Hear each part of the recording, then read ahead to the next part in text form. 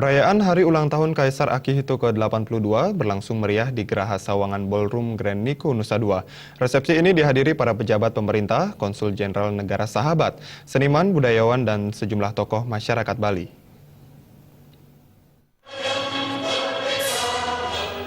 Perayaan HUT Kaisar Jepang Akihito dibuka dengan pemutaran lagu kebangsaan Indonesia Raya dan dilanjutkan dengan lagu kebangsaan Jepang Kimigayo. Dalam kesempatan tersebut, Konsul Jenderal Jepang untuk Bali, Noboru Nomura, menyampaikan ucapan selamat dan turut berbangga atas ditetapkannya 9 tarian Bali sebagai warisan budaya dunia oleh UNESCO.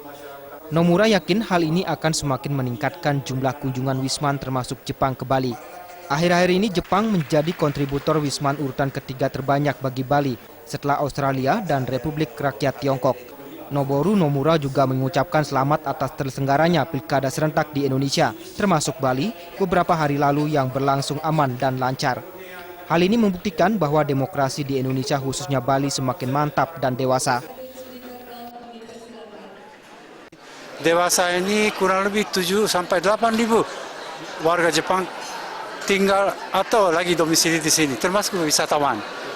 Nah, itu yang pertama. Yang kedua adalah bagaimanapun juga kita selalu waspada dengan soal keamanan.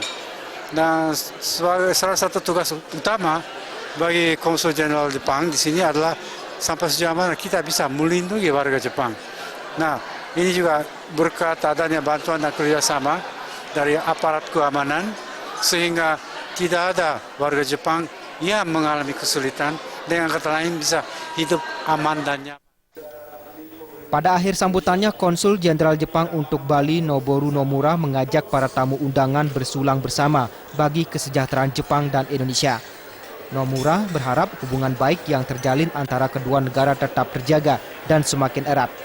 Resepsi ditutup dengan ramah tamah dan jamuan makan malam dengan menu khas negara Sakura dan kuliner tradisional Bali. Novara Krisna dan Ari Wiratmaja, Bali.